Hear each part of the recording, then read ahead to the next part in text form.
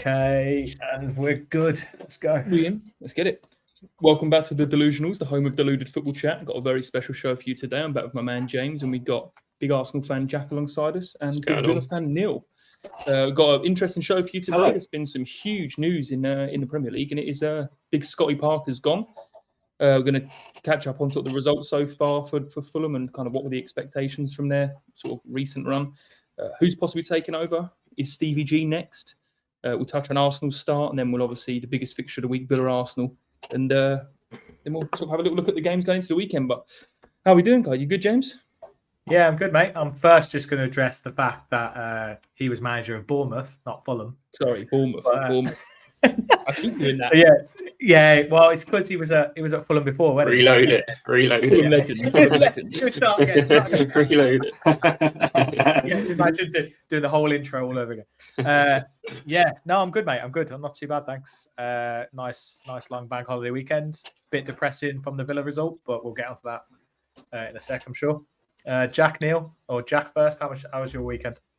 Yeah, very good. I was at the Emirates for the Arsenal Fulham game on Saturday, as Josh was. So, not Bournemouth, Arsenal Fulham, which was a good game, good atmosphere as well. But got the job done, so I'm sure we'll get onto that in a little bit as well. Nice. And Neil, how was your weekend? Weekend was fun, thank you. Again, I saw a game on both Saturday, Sunday, and Monday. I was at Hanwell Town on Saturday in the Southern League Premier South Division, and then I took in Villa versus West Ham, that debacle, and then yesterday I was at another game at Evesham United. So fun-filled, football-filled, and I love the choice. Relaxing as well. He took in the Villa game. Yeah. Relaxing. He didn't sound too relaxing, but it wasn't relaxing in the stadium, and it was the boos ringing out at the final whistle were deafening, and CVG's comments at the end that they were for his team, not really. I think they were for him personally, and his a lack of plan B or plan C. We could see what he's trying to do, but it was obvious that it wasn't working for him, and he needed to switch it around. But he was lacking ideas, and the players on the pitch weren't helping him whatsoever. Yeah. We'll get onto Villa in a sec, but first let's go with Scotty P. So, did anyone see that coming? Personally, I will say I didn't see it coming. I think it was way too early. Like the fact they beat Villa. I didn't see it coming. I mean, anyone can beat Villa right now, to be honest. But beat Villa. They then lost to Man City, lost to Arsenal, lost to Liverpool. Okay, yeah, they lost 16-0 in total. But we've lost nil, but I'm sure we'll be back in a sec. So they lost 16-0 on aggregate. But I mean, from my perspective, you look at their fixtures prior to week one of the season. Is the board or whoever's making these decisions, the directors, are they not looking at that first 4 games expecting to be at this point with 0 points? Because that's exactly what I said to James. One of the things I said to James was that when you look at the 4 games that they've played, they've won what I think is the only winnable game out of those 4 for them. Like, they beat Villa 2-0. They're obviously not going to beat City. Absolutely no chance to beat Liverpool. Arsenal last year, they might have got a result, but it's a different team. I don't know what the manner of the defeats. They must be unhappy with just the scorelines, because there's no reason. Even the Villa game. I mean, if I remember right, I didn't see the whole game, but from what I've heard, they weren't great against us. I think we kind of dominated the game. We had most of the ball. We had most of the possession. We just obviously couldn't score like any other game, and they just took their chances. Yeah. So, they probably are looking at it going, realistically, they shouldn't have necessarily scored in that game. Or if realistically, they should have lost. So, I don't know. Even if they'd lost those 4 games, I wouldn't say he should go. The only thing I think of is his comments. The comments he made where he essentially said they need to make signings their squad. Yeah, because he wasn't backed, was he? He hasn't had. They haven't spent at all. And you said James, he's probably looking at Forest, right? He's looking at Forest. They made 16 signings, and I know they came up through the playoffs, which is slightly different, but 16. There's some real solid signings in there as well. Real solid signings. And they're obviously looking at that. Fulham doing quite well, started quite well, and the only thing like I said to you, Josh, is that they've seen an opportunity to get someone, and they've gone for it. But I haven't heard anything. I don't know. I mean, maybe they're looking at Gerrard. He'll be next. But it's a bit of a knee-jerk reaction from a manager who's just got you out of the Championship, got you back up. It's a bit of a strange one for me. Do you know who the favourite for the job is? I believe it's Mr. Dyche. The return. Yeah, the return, the legend. I think I've heard a few Villa fans were looking at Dyche as the replacement for Gerrard. Dear God, imagine. Oh God. No, you'll get Lampard when Everton sack him. No, I mean there's some big rumours going around today that we're speaking today with Poch. Serious about sacking Gerrard then? Yeah, well, apparently there's words going around about us talking to Poch. I mean, okay, let's get onto the Gerrard thing, right? Now, I believe Neil's the same as me in that I don't think it's the right thing to get rid of him, at least yet. I don't think it's the right thing. I think it's far too early at the moment, and I appreciate things aren't going to plan now. I get that. It's not. The football isn't great at the moment, but I think it's far too early. Based on the reaction to the Bournemouth sacking, I think it's far too early to get rid of a manager. Based on the results so far. Having said that, his win percentage compared to past Villa manager, compared to Dean Smith, it's not that much worse than Dean Smith's, as well. So he's bordering on. He needs a result in the next. He needs to at least a draw in the next 2 games. I appreciate everything. Arsenal and City. He needed to get there to get fans back on side again. I can't see a result in these 2 games. I think these 2 games are free hits. Neither can I. No, I think they're free hits. I think they won't judge him from these 2 games. I think they might judge the performance. No, they might look at it and go, have you put up a fight at all? I think it's Leicester Southampton. Leicester Southampton are the following 2 games after. Obviously, we've got Arsenal, Man City. Yes. In the space of 4 days. Are both of those away, James? Or are they? No, Arsenal, I know he's away. Man City's at home. City's at home, isn't it? Yeah, which, to be honest, right now is the same as being away. The atmosphere is pretty turgid, really, if I'm honest. I have season tickets, sit Trinity lower near the whole end. And even the whole end's pretty quiet. There's not a lot going on. The whole thing at the moment's a bit strange. Like I was saying to my brother, I was like, it was starting at the build up, and the music is so loud you can't hear the fans chanting, so you can't get a chant going. It's just like it's all made for families, and it's like they're like playing like I don't know. And is that new this season? I think they started it last season, maybe. Okay. It's not been something that they've done all the time. Usually, you can get a big chant going pre-game, and it's a real nice build up. But it's just this like pop music going on, and then you can just hear a pin drop. It's like Emirates used to be when I used to go there. It was just absolutely dead until you scored. Whereas now all you can hear is the away fans. And then at the end, like Neil said, the boos were loud. The boos were really loud. The whole of the whole end booing.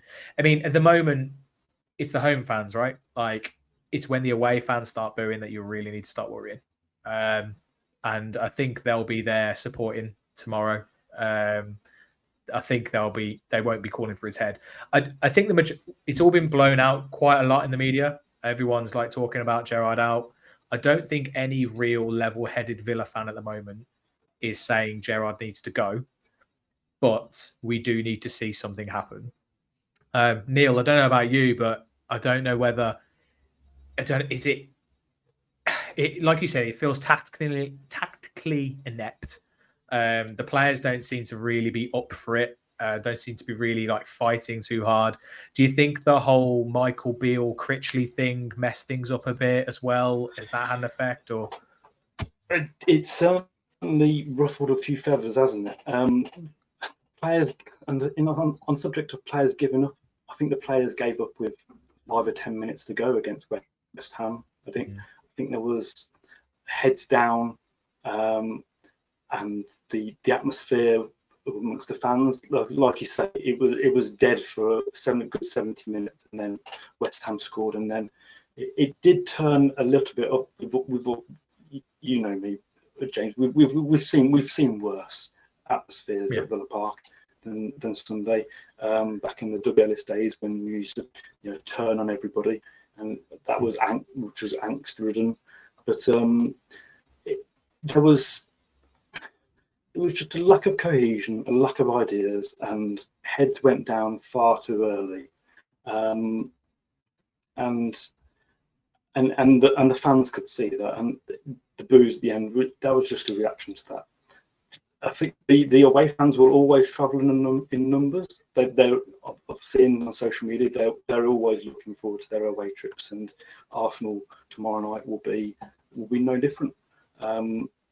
So as long as you have your away fans on board, you are pretty set with Villa. But as soon as they turn, that's your turning point. When you say you've got issues with kind of like team cohesion and that kind of stuff sort of evident on the pitch, and players kind of giving up or not working together, I mean, that almost entirely falls on the manager. There's not really anyone you can look for outside of that in terms of team cohesion and team playing as a squad. That almost solely falls on the manager. And some of the viewers, James, might not be aware of kind of the Beale and Critchley stuff, and it'd be worth kind of enlightening them, because it's fascinating, and it's not something that I've really heard of, especially in sort of in football. I heard about it in sort of other sports where kind of the sort of responsibilities are handed to various other coaches and that kind of thing. But it almost feels like your tactics are meant to be sort of almost entirely installed by the assistant, right?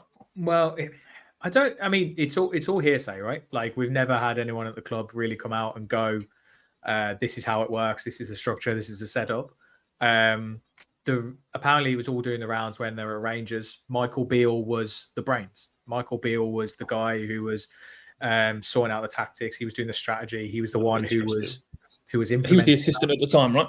Yeah, he was the assistant manager at Villa, and he was the assistant manager when he was at Rangers as well. And so Gerrard was kind of, I suppose, the man manager, the kind of face of it all. He was the one who was obviously at the side of the pitch on game day. He was the one who, I'd like to think he at least has, a big input into those tactics. It's not just simply going, yeah, you do that, I'll just implement what you say. I imagine he has an input in the way that he wants them to play, and he also probably helps with in terms of recruitment as well, getting the right players in, the right type of player.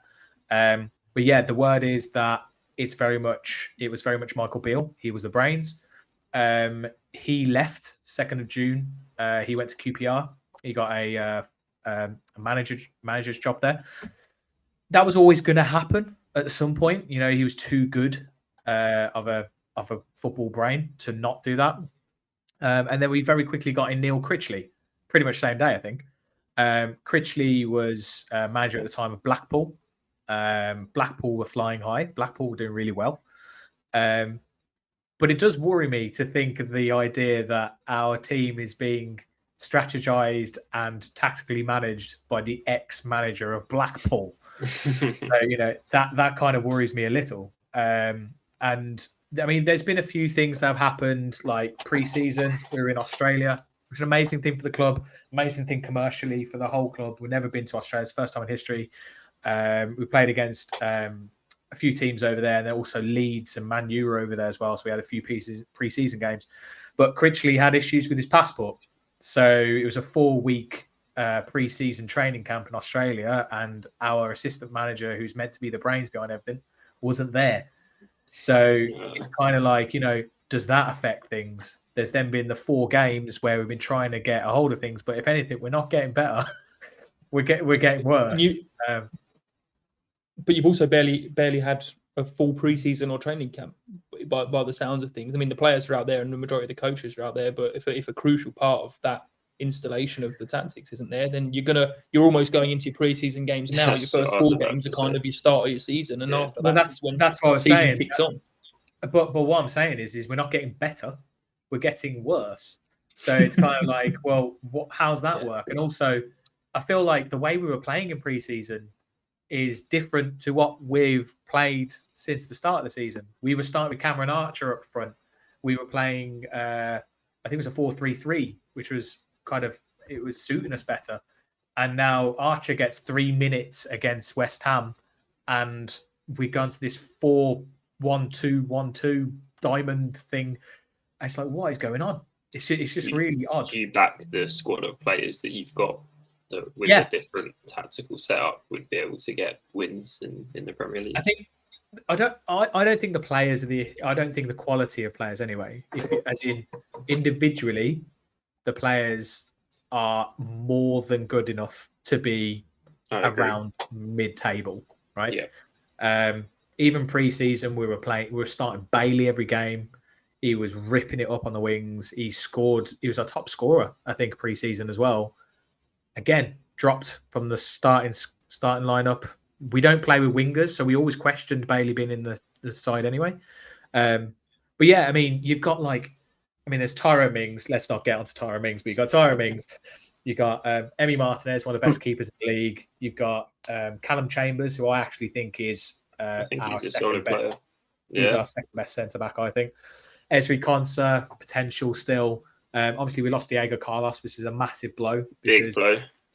He was looking solid. We've got Matty Cash, probably one again up there with the top 6, top 7 right backs in the league. Dean, Luca Digne, he's a little bit. He hardly got the ball. Well, Cash, yeah. It was that right wing. Hardly got the ball on Sunday. Yeah. We did, yeah. Luca Dean, I think he's fell off a little bit since Everton. Yeah. He's not been the Everton player, but he's not really been an improvement on Matty Target, if I'm honest. No. We then got Bailey. Then you get to the midfield, right? This is the midfield for me. I'm like, how is this not like ripping it up? I mean, to be fair, quickly just touch on it. How Coutinho didn't rip Bolton to shreds is something that still baffles me. I'm like, if you're not doing it against Bolton, mate, how are you starting against West Ham? So you got Philippe Coutinho. We all know about him. You've got Douglas Luiz, Brazilian international. I think he's different gravy. And are all these players currently fit apart from Carlos? Yeah, Carlos is the only injury. I think Cameron Archer last night picked up a little bit of an injury, but it's only a little niggle. Mings was ill, so he was out. But other than that, full squad. So we got Douglas Luiz. We got Morgan Sanson, who's also actually kind of like a Champions League level midfielder. We've got John McGinn, obviously. We've got Coutinho. We've got Buendia. We've got Jacob Ramsey. Jacob Ramsey. We've got the list is endless. And then you've got Danny Ings. Who's arguably one of the league's most potent strikers. Yeah, he's prolific. He's fantastic. Proven. Yeah, proven at Southampton for a number of seasons. You then got Ollie Watkins, who proved it with us as well. Yeah. And it's just baffling. And 3 losses in our first 4 games. And when you think of the fact that it was Bournemouth, Everton, Palace, and West Ham in their current and form, a bad West Ham as well. Yeah. You'd expect more than just 1 win against Everton. And the concern is that it's not even like we think the quality of player is good enough, and I totally agree with that. The concern is you're not even remotely creating anything. I think the West Ham game, you said to me, the teams combined were less than 1 XG. Combined, which is why it was so turgid to watch. That's painful watching. The fact they score. I mean, we conceded to a deflected goal, right? Which, by the way, seems to happen to Villa a hell of a lot. Which tells me that we're blocking the wrong shots, or we're just not quite positionally right. So we're kind of stretching our legs out, something like that. But the problem for me at the moment And like I said, I don't think it's Gerrard out. I want Gerrard to work. I think the level of player he's managed to attract to the club, I think the kind of persona he's had around him, the kind of visibility he's given the club is amazing. But I can't see where our next win is. I cannot. I'm looking at the fixtures and I'm like, we'll lose to Arsenal. We'll get battered by Man City.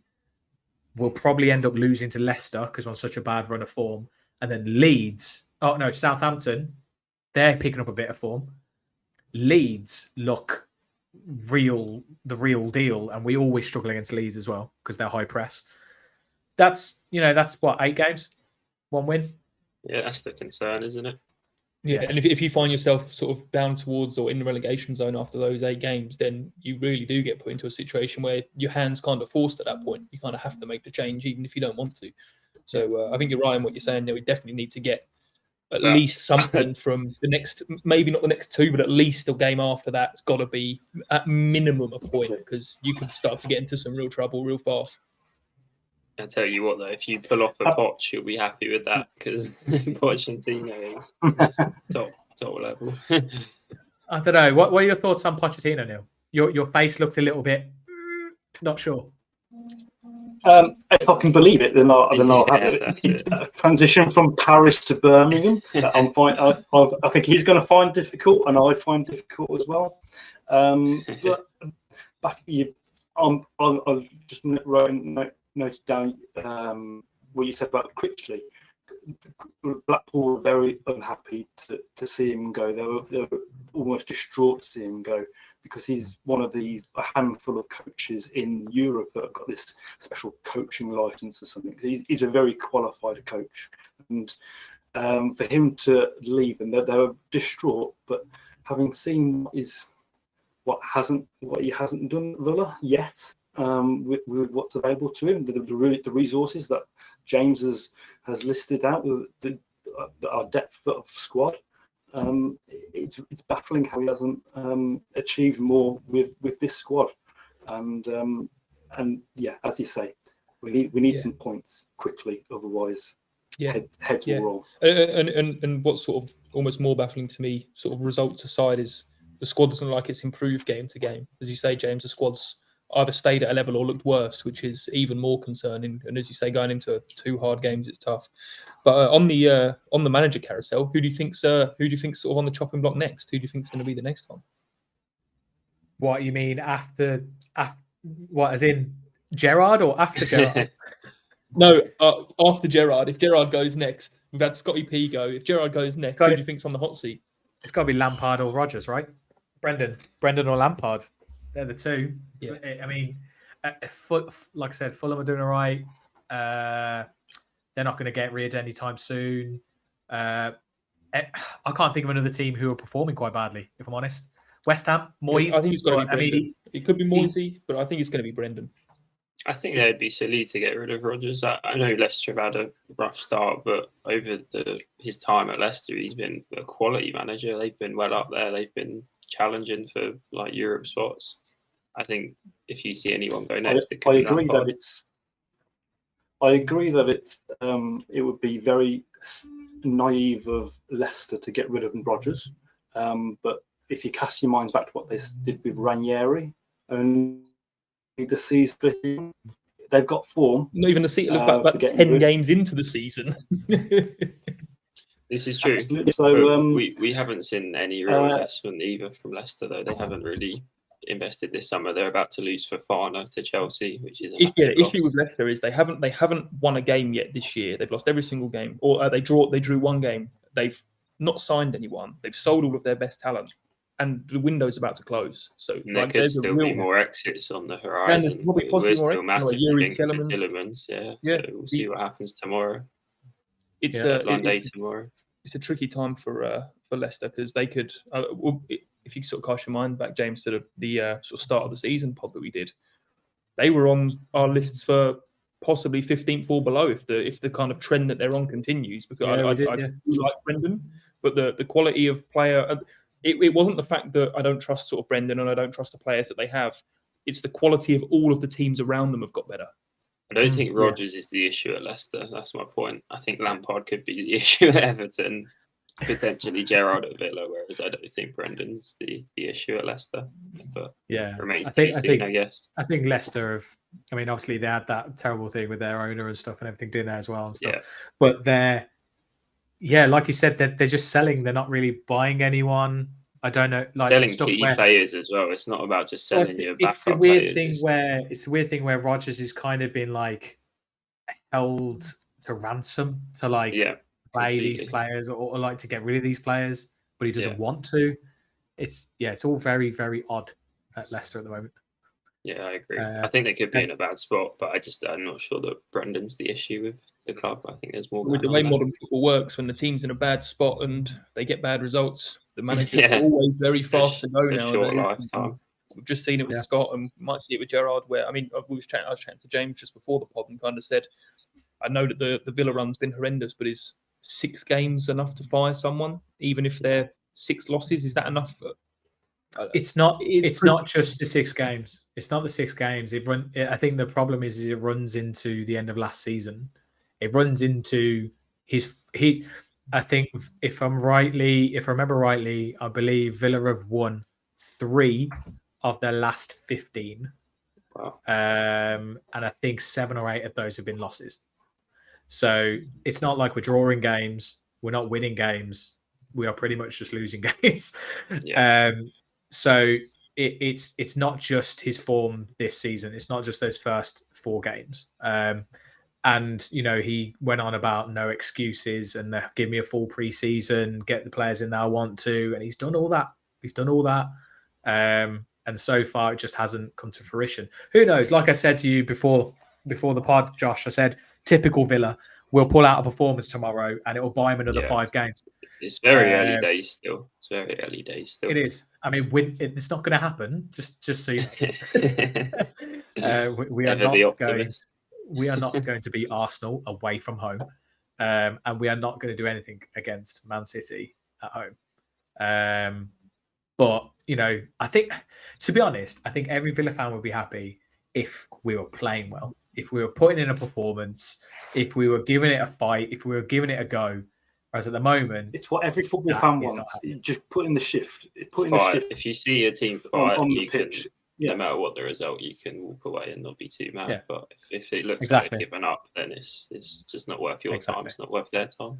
I mean, there's one last thing on Villa before we switch to probably switch over to Arsenal.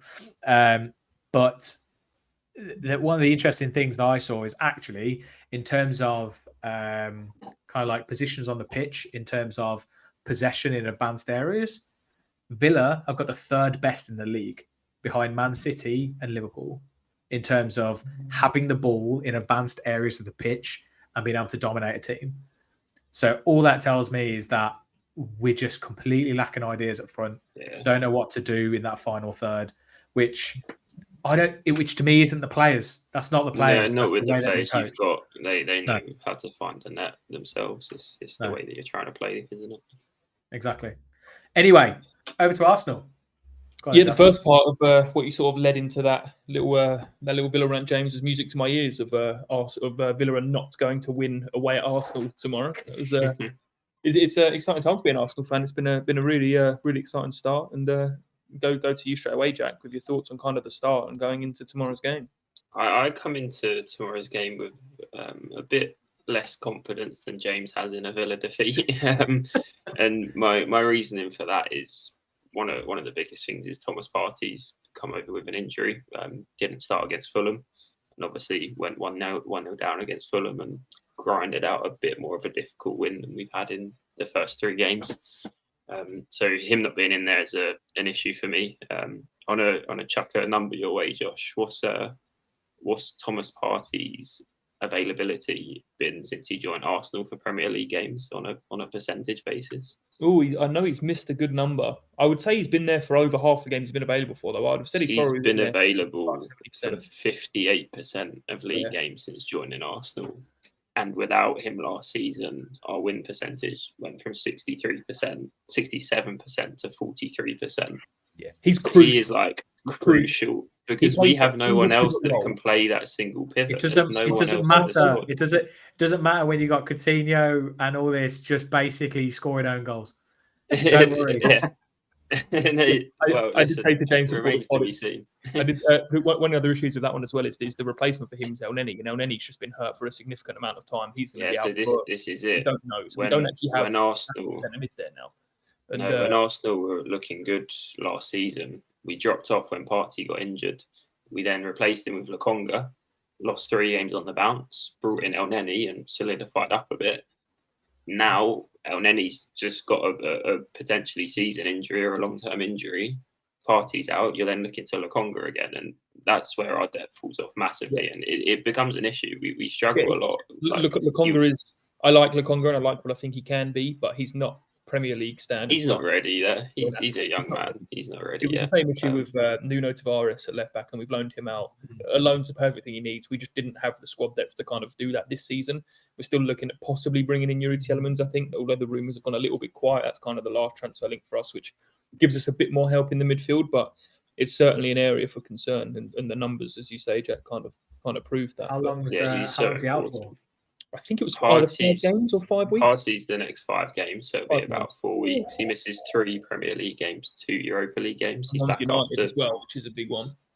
Yeah, United. He misses Villa, United, Everton, and then 2 Europa League games. The game he's back is just after the PSV game. So it will be interesting. I think I really wouldn't be surprised if you see us make a move for someone tomorrow. I could still see Yuri Tielemans coming in because that was really heavily rumoured.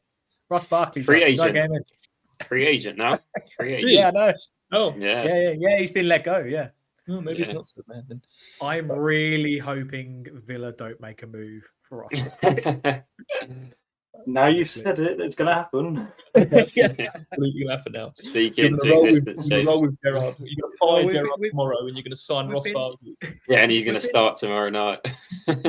You never know who's listening to this, do you, James? Who's listening to this? Yeah.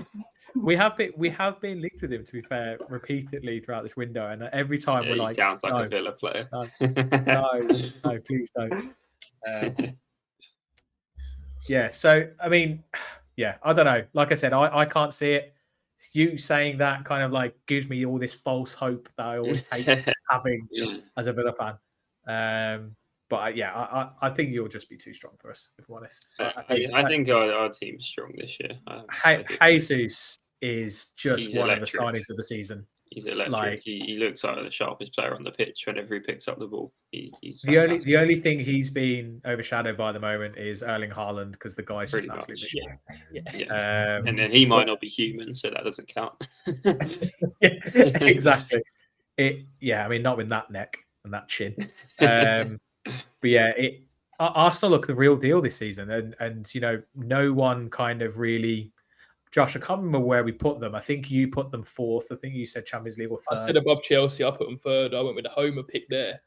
Yeah, I think I said. Did I say 5th maybe or 6th? I can't remember. I mean, you had Spurs above us and you had Chelsea above us. I did. I mean, I still reckon Spurs will be up there. I think they look. Yeah. I think under Conte, they're just so solid. Under Conte, they've just got this bit of grit about them that they haven't had for a long while. Chelsea seem to be struggling a little bit. I don't know why. I don't know what's going on there. I don't know enough about their squad or what's going on. But I don't know enough. From what I've heard from their fans, they still really would like a striker. They've obviously lost Lukaku and Werner this window. So at the minute they're running with I guess Havertz in like a false 9 or whoever they're running with up there. So I think they don't really have a focal point scoring them goals. And you see that most of their goals, 2 from Sterling, coming from their wide players, coming from their midfielders. So they might just struggle for goals this year if they don't have a striker. To be fair, though, if you want a false 9, Sterling, you can't really get much better than Sterling. No, and Havertz as well. Havertz is really good in there. He can win headers as well. He's quite physical. It just depends if that's what they want, because they definitely didn't have Lukaku playing false 9. So if they've kind of had to switch their styles around a bit, then it could just be a early season sort of tactical change that they're just trying to work the kinks out of, or as you say, Jack, maybe they are still in need of an actual striker. But I think there's so much talent in that squad. I can't see them not getting the results that they're going to get against them. All of the mid-pack teams and stuff. They're going to get the results there. Oh, they'll still be well up there. I'm not saying they're going to be there. I mean, they'll still be going for a Champions League spot for sure. Yeah. I mean, they've obviously they've got Chukwuemeka as well. Warming their bench week or whatever he is. Freaking ridiculous that was, man. Jesus Christ, what a moron. So let's get predictions first on tomorrow. Go on, Josh, you go first. I'd like to see a bit more of a bounce back result going forwards, but I think we're going to concede. So give me 3 goals for Arsenal, give me 1 for Villa, give me a 3-1 Arsenal. Cool. Go on, Jack. I go 2-0. I think you'll struggle to score. I think our back line's really strong. Saliba's been a massive difference since he's come back as well from his loan. Yeah. We'll see if Zinchenko's fit, because I think he comes in over Tierney. He wasn't available against Fulham. Yeah, but he won't match up against Fulham. He looked good, but he wasn't. He wasn't. Zinchenko comes in and starts if he's fit. So I think I'm going to go for a 2-0. I don't think you'll score, to be honest, but remains to be seen. But what about you guys? I'm going to say 3-0 Arsenal, and I'm even going to say a Jesus hat-trick, because he's just that kind of player that loves playing against the Villa. I'm gonna stick it out, stick my head on the parapet. I hope so. He's in my fantasy team. Yeah, I'm probably gonna say 3-0 as well. I think Callum Chambers is gonna have an absolute mare returning to Emirates. Agent Callum. Yeah, double agent. Yeah, I think that's going to be difficult. That's going to be it's not going to be nice watching. At least it's on BT. At least I'm not there. I will be there, so I'll give you a FaceTime. I've got this weekend to look forward to. To be honest, the only reason I'm going this weekend is because I want to watch Haaland in the flesh. That is literally the only reason I'm going.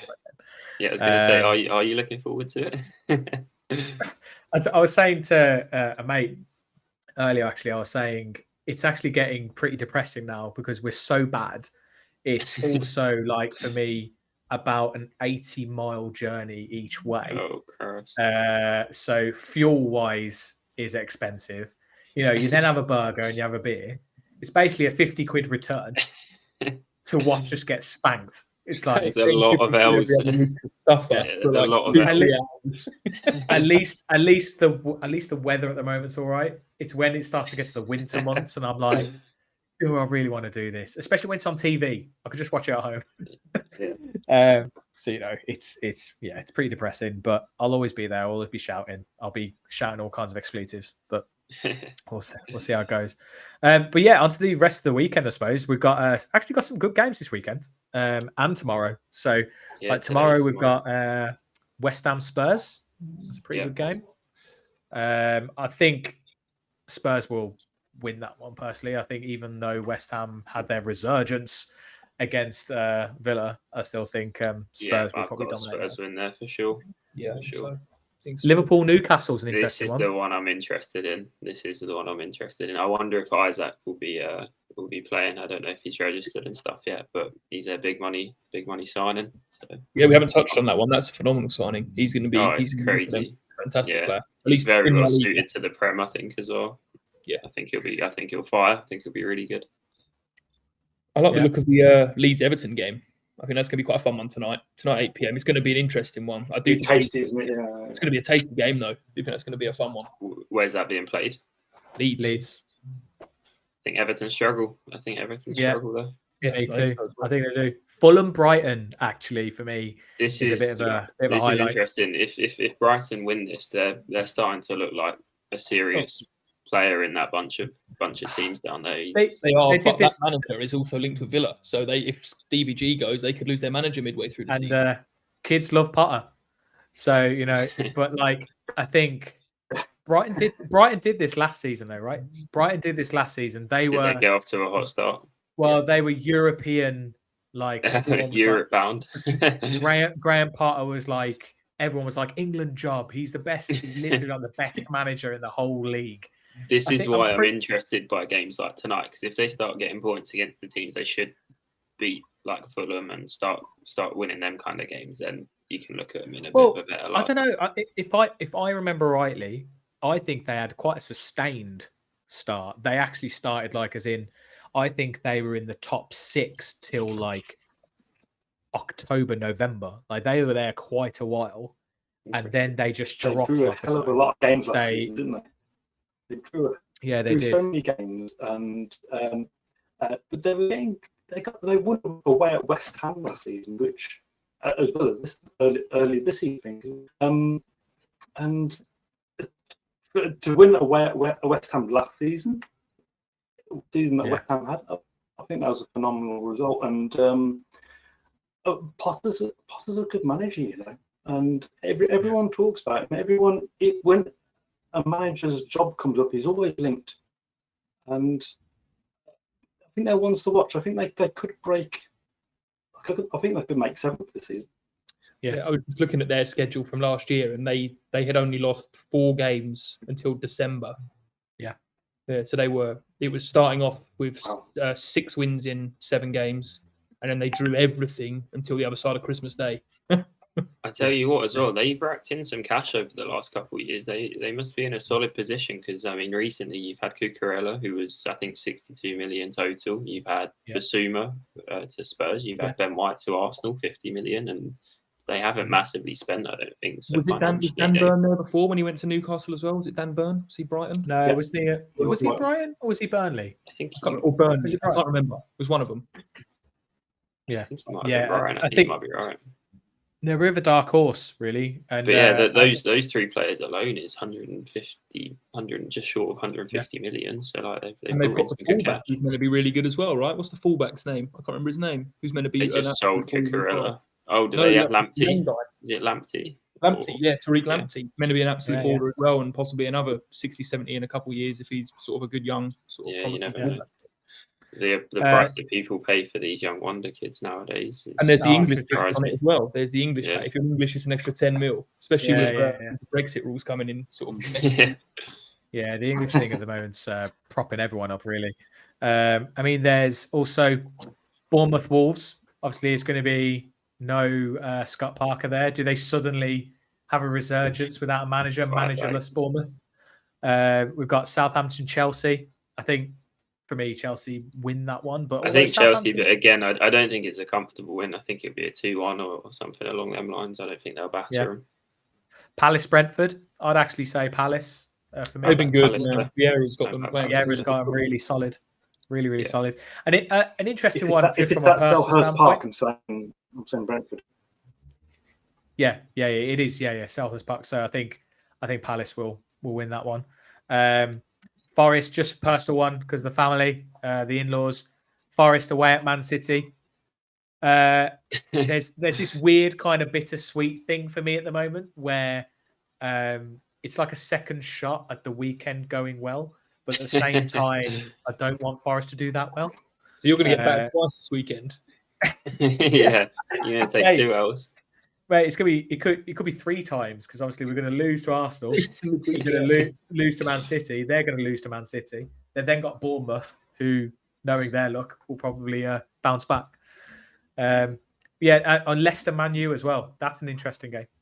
Yeah, so Man United on Saturday, they got the 1-0 win, but I watched it and I still wasn't convinced by them. Obviously, they've still got a lot of work to do. They've just confirmed Anthony, I think, as well for 100 million euros, which is huge. The year after buying another winger for huge money. 80 million. What is it? What is it you said, Josh? They spent $500 million. I went back and looked at their transfer spending from this year back to, I think I went 4 seasons back. And I think it was over 500 million in spend. Yeah, and they haven't looked convincing in any season. In that time, in any season, and they've spent $500 million. And my concern with these Dutch league players is just historically you just haven't seen them perform as well as they have in the Dutch league. Ziyech didn't look good at Chelsea. De Ligt didn't look great at Juve. They've been. De Jong, I don't think De Jong's been one of the best of the bunch, but again, I don't think he's been groundbreaking at Barca. The quality difference of that league compared to any other kind of competitive league is just not even remotely close. I think it is quite a big shock for a young guy. If you're an 18, 19-year-old winger and you've been playing against people who you're just skinning every week, then you come into the Premier League and you play against the best in the world week in, week out. It's a serious change of level, and it's not an overnight. You plug them in and they're fine. I also don't think these are bad players at all. Like, I think Anthony will come to be good. Yeah, like, I think they're solid players, but there's definitely an adjustment between leagues, is what I mean, though, and it's not an instant adjustment. It sometimes takes time, and you see it all the time. Proven players in other leagues come to the Prem, they can't do it. It happens with veterans as well as young players, so it's going to be an interesting one. Arguably, Pogba can do it at United. Exactly. Meant to be one of the best in the world. So. Exactly. But then, and then this weekend, it's a bit of a weekend of derbies. A little bit. There's Everton Liverpool. It's the early kickoff on Saturday. Liverpool have been a weird one. They have at the start of the season. They were so Man U had a bit of fight, but they were so poor against Man U. I still don't understand. To this day, I still don't understand what the hell Van Dijk was doing. He was stood there like a speed skater, just like I don't know what he was quite doing. Spurs Fulham. That's again quite an interesting game. I still think Spurs are too strong for Fulham, but Fulham have shown they don't care who you are. They'll give it a go. Chelsea West Ham.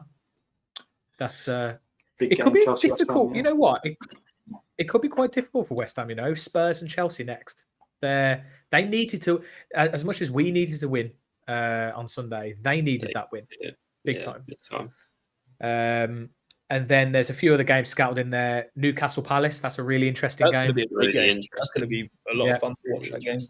I think that would be very, very interesting. Villa Man City. Know how that's going to go. Newcastle are by no means an easy game for anyone nowadays. No, especially not at home.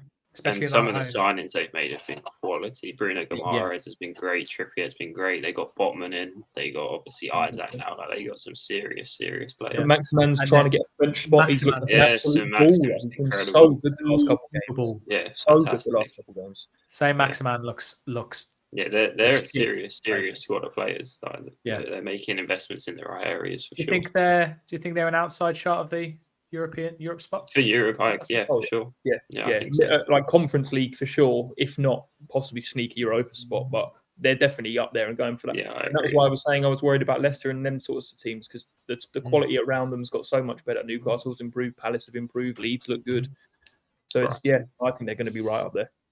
Yeah. There's Forest Bournemouth. Like I said, we touched on that earlier. Brentford Leeds. Again, I don't know. I feel like Leeds. Every time I see Leeds at the moment, I just feel like they're going to win. You're backing them. Yeah, I agree. Yeah, they just look really, really good. I think to have a pretty good schedule as well. Did you hear about Leeds in America? Have you heard about this? Anyone heard about this? No. Because of Jesse Marsh, obviously the American coach, they have become the biggest team in America, and like City dropped from prime time for a Leeds game. Liverpool dropped from prime time for a Leeds game. America is going crazy for Leeds. They love them. They're going crazy for Leeds. Oh, how many teams are we going to see now getting American managers? Yeah. Just try to tap into this. Get a share of that market. The only reason Chelsea brought Pulisic in. Yeah, exactly.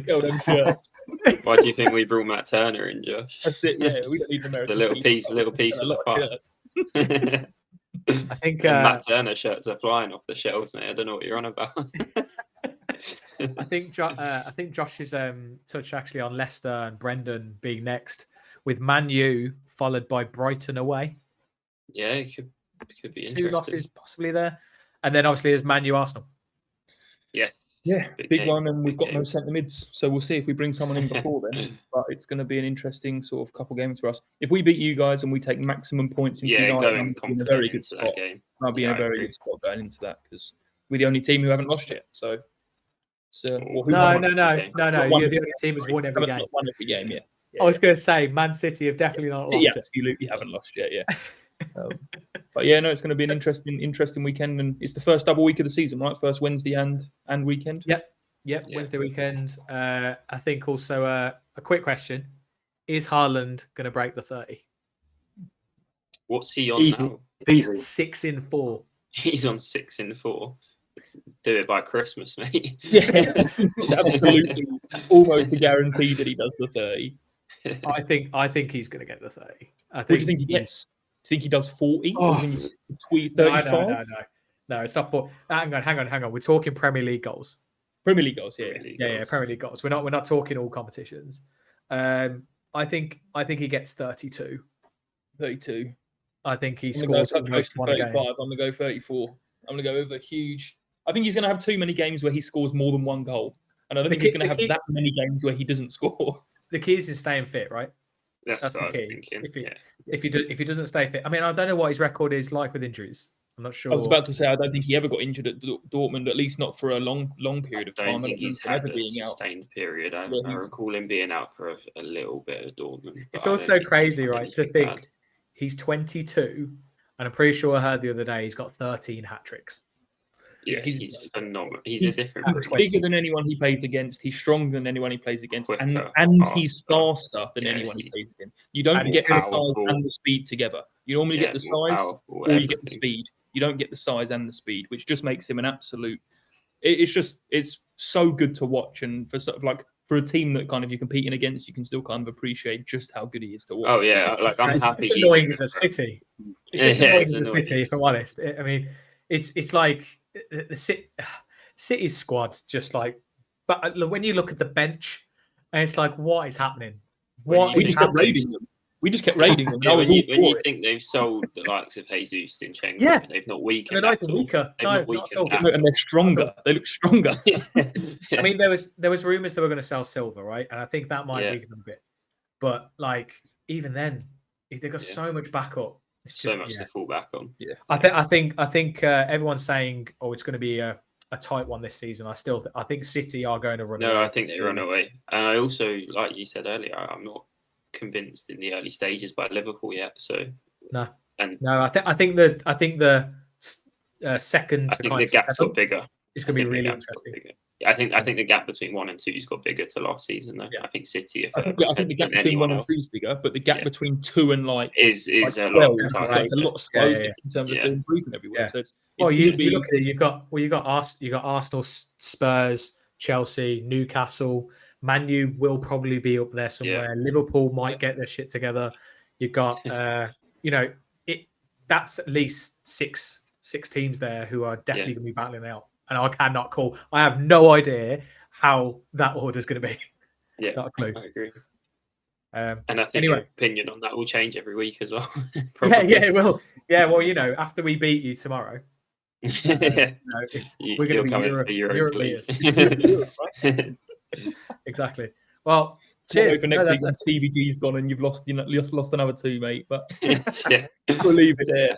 Yeah, and the weather changes, and he's taking L's everywhere he looks.